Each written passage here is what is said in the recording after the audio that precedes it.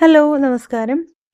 നമ്മളിന്ന് നോർത്ത് ഇന്ത്യയിലൊക്കെ കിട്ടുന്ന ബട്ടൂരയുടെ കൂടെ കിട്ടുന്ന ചന്ന മസാലയുടെ റെസിപ്പിയാണ് നോക്കാൻ പോകുന്നത്.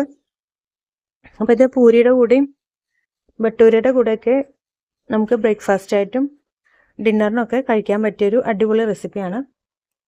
അപ്പോൾ ഇത് നമുക്ക് എളുപ്പത്തിൽ വീട്ടിൽ തയ്യാറാക്കാം. കുട്ടികൾക്കൊക്കെ ഒരുപാട് ഇഷ്ടപ്പെടുന്ന ഒരു കറി കൂടിയാണിത്. അപ്പോൾ ഞാനിന്ന് പൂരിയുടെ കൂടെയാണ് ഇത് തയ്യാറാക്കിയിരിക്കുന്നത്. നല്ല ടേസ്റ്റാണത്. അപ്പോൾ വീഡിയോ ആദ്യമായിട്ട് കാണുന്നവരാണെങ്കിൽ മറക്കാതെ എൻ്റെ ചാനലൊന്ന് സബ്സ്ക്രൈബ് ചെയ്യണം. അപ്പോൾ ഇതെങ്ങനെ തയ്യാറാക്കാമെന്ന് നോക്കാം. അപ്പോൾ വെള്ളക്കടലയാണ് ഞാനിതിന് വേണ്ടി എടുത്തിരിക്കുന്നത്. അപ്പോൾ ഇത് ഓവർനൈറ്റ് സോക്ക് ചെയ്ത കടലയാണ്. രാത്രി വെള്ളത്തിലിട്ട് വെച്ചിട്ട് നമ്മൾ രാവിലെ കുക്കറിലേക്ക് ഇട്ട് കൊടുക്കുകയാണ് വേവിക്കാൻ. അപ്പോൾ ഇതിൻ്റെ കൂടെ ഒരു കഷ്ണം പട്ട ചേർക്കുന്നുണ്ട്, 2 ഏലക്കായ ചേർക്കുന്നുണ്ട്, 2-3 കുരുമുളകും കൂടെ ചേർക്കുന്നുണ്ട്. പിന്നെ ആവശ്യത്തിന് മഞ്ഞൾപ്പൊടി, പാകത്തിന് ഉപ്പ്, പിന്നെ ഇതിലേക്ക് ആവശ്യത്തിന് വെള്ളവും കൂടി ചേർത്ത് ഒരു 8 വിസിൽ വരുന്നവരെ വേവിച്ചെടുക്കാം. ഇപ്പോൾ 8 വിസിൽ വന്നു കഴിഞ്ഞു. ഇപ്പോൾ കടല ഇതുപോലെ നല്ലപോലെ വെന്ത് കിട്ടിയിട്ടുണ്ട്. ഇതിലേക്ക് 2 സവാള ചെറുതായി അരിഞ്ഞത്, കുറച്ച് ഇഞ്ചി പൊടിയായി അരിഞ്ഞത് എടുത്തു വയ്ക്കാം. പിന്നെ ഒരു തക്കാളി നമുക്ക് മിക്സിയുടെ ജാറിലിട്ട് ഇതുപോലെ നന്നായിട്ട് അരച്ചെടുക്കാം. ഇനി നമുക്ക് പാൻ ചൂടാകുമ്പോൾ അതിലേക്ക് ഓയിൽ ഒഴിച്ചു കൊടുക്കാം. ഞാനിവിടെ വെളിച്ചെണ്ണയിലാണ് തയ്യാറാക്കുന്നത്. സൺഫ്ലവർ ഓയിലായാലും മതി. ഇതിലേക്ക് ഒരു കഷ്ണം ബേ ലീഫ് ചേർത്ത് കൊടുക്കുന്നുണ്ട്, വഴനയില, പിന്നെ 2 ഗ്രാമ്പു ചേർക്കുന്നുണ്ട്. ഇനി ഇതിലേക്ക് അരിഞ്ഞു വെച്ചിരിക്കുന്ന സവാള ചേർത്ത് കൊടുക്കാം, ഇളക്കി കൊടുക്കാം.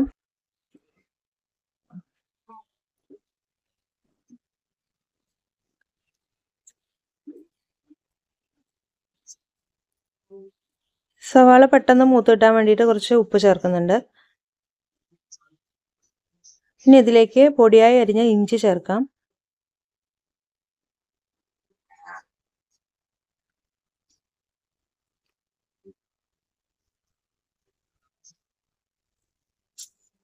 നന്നായിട്ട് ഇളക്കി കൊടുക്കാം.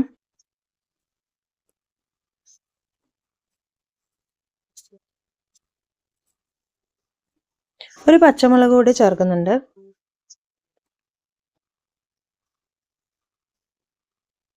സവാള മൂത്ത് കഴിയുമ്പോൾ നമുക്ക് ഇതിലേക്ക് 2 ടീസ്പൂൺ മല്ലിപ്പൊടി ചേർത്ത് കൊടുക്കാം. ഫ്ലെയിം കുറച്ച് വെച്ചിട്ട് വേണം ചേർക്കാൻ. പിന്നെ ഇതിലേക്ക് 1 ടീസ്പൂൺ മുളക് പൊടി ചേർത്ത് കൊടുക്കാം. 1 ടീസ്പൂൺ ഗരം മസാല കൂടി ചേർക്കുന്നുണ്ട്. ഇതിലേക്ക് ജീരകപ്പൊടി 1/2 ടീസ്പൂൺ ചേർത്ത് കൊടുക്കാം. നന്നായി ഇളക്കി കൊടുക്കാം. ഇനി ഇതിലേക്ക് ചാട്ട് മസാല ചേർക്കാം. ഓപ്ഷണലാണ്, ഇല്ലെങ്കിൽ അത് സ്കിപ്പ് ചെയ്യാം. 1 ടീസ്പൂണോളം ചേർത്ത് കൊടുക്കാം. ഇനി ഇതിലേക്ക് കാശ്മീരി മുളക് പൊടി 2 ടീസ്പൂൺ ചേർത്ത് കൊടുക്കാം. ഇനി ഇതിലേക്ക് അരച്ചു വെച്ചിരിക്കുന്ന തക്കാളി കൂടി ചേർത്ത് കൊടുക്കാം, തക്കാളിയുടെ പേസ്റ്റ്. ഇതിൻ്റെ പച്ചമണമൊക്കെ ഒന്ന് നല്ലപോലെ മാറുന്നവരെ ഇളക്കി കൊടുക്കാം.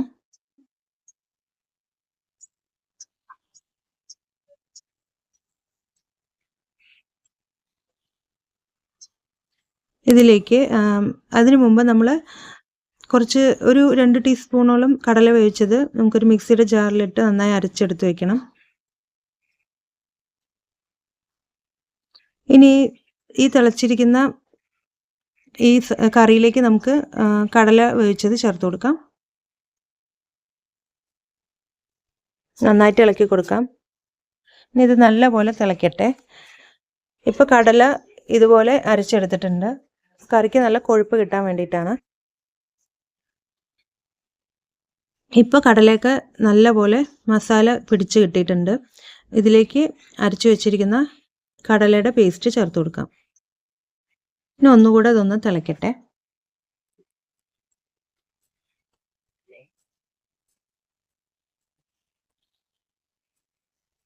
ഇപ്പോൾ കണ്ടോ, കറി നല്ല തിക്കായിട്ട് വന്നിട്ടുണ്ട്. അപ്പോൾ എല്ലാവരും ഇത് ട്രൈ ചെയ്ത് നോക്കണം. വീഡിയോ ഇഷ്ടപ്പെട്ടെങ്കിൽ ലൈക്ക് ചെയ്യാനും സബ്സ്ക്രൈബ് ചെയ്യാനും മറക്കരുത്.